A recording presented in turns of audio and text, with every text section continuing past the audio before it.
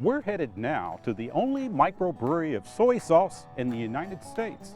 And you might be surprised that's the only soy sauce that's fermented in bourbon barrels, right here in bourbon country.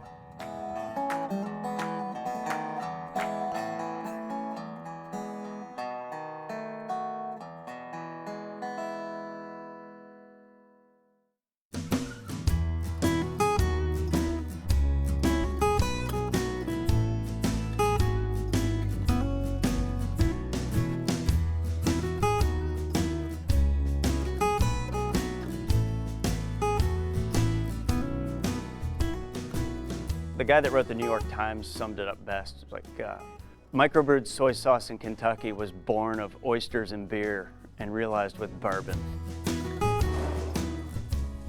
A buddy of mine and I were at an oyster bar in Gainesville, Florida, and it was a weekly ritual that we had. It was every Wednesday night, and we would have oysters and beer and just shoot ideas at each other. And I totally forget how we got on the subject of microbrewing soy sauce. I think possibly he pointed at a bottle of hot sauce and said, why don't you do something like this? You know, because we were talking about, well, what can we make by the hundreds of gallons and sell by the ounce? And I looked at it, and for some reason I just shot back at him, you know, if I was going to do something like that, I'd probably do a microbrewed soy sauce. And now here I am.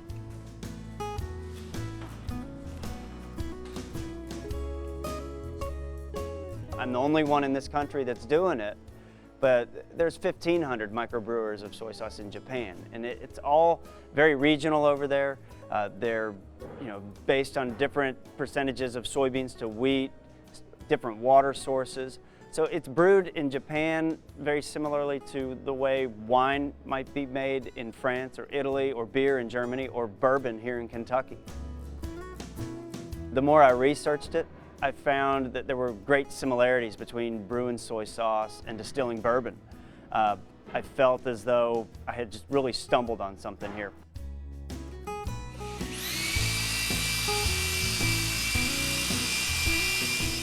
We're using non-GMO Kentucky-grown soybeans.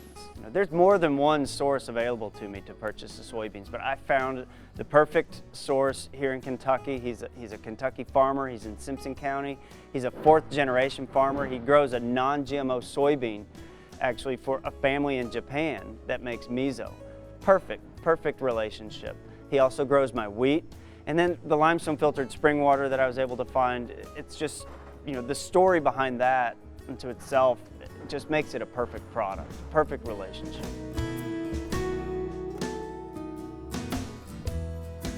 I've produced food-grade soybeans for probably about 10 years now. We've supplied Asian customers, mostly in the Japanese market. We've supplied domestic customers.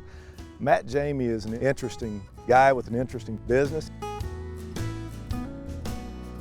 He likes the fact that he can document all the way from where, you know, I plant soybeans in the field to the day he puts them in his soy sauce. That's good for his customers. They like to see that. He comes out to the farm about once a year.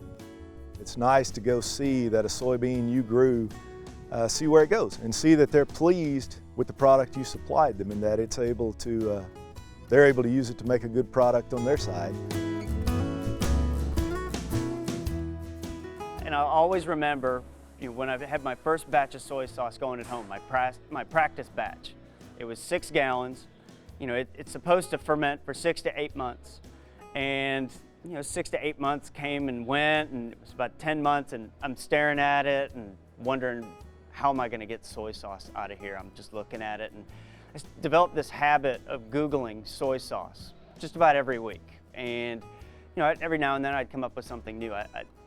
And this particular time, I read about this guy that was brewing soy sauce, and this was a guy in Thailand, and he would take a basket and submerge it in his bucket of mash, and soy sauce would just come pouring in the sides. Well, after reading that, I went, you know, got my sieve and jammed it down in the bucket. Soy sauce comes rushing in the sides. It was like I'd struck gold. Went running upstairs. I was like, I made soy sauce. I made soy sauce, and she's like, well, how fast can you sell it? So, you know, it was like that aha moment. You know, I knew I could get everything together. I sourced all the ingredients, but, you know, knowing that I could make it, I knew I could, and I jumped straight from 6 gallons to 20 gallons.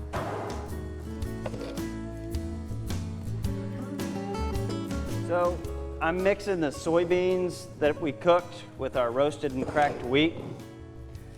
And from here, I'll add the yeast. You know, the company mantra has always been slow, small, and simple. And I've found whenever I get away from that, whenever I get away from my core beliefs, that things get away from me. Things don't happen the way that I want them to. And so we just try and remain focused the whole time. I want to make money. I mean, that's the whole reason why I started this business. But also, I want to continue to provide my customers with a great product.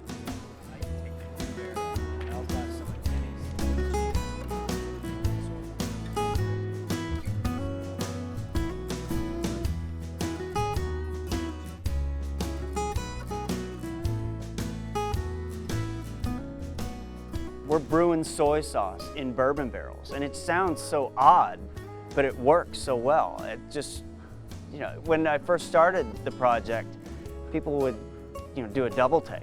It's like, you're gonna do what, where? And after talking to me for a little while, it made perfect sense to them. We have great agricultural conditions, we have great water, which is the most important ingredient in soy sauce, and we have these bourbon barrels that are everywhere. And it just draws so much more attention to the state. I love it. I love every aspect of what I'm doing.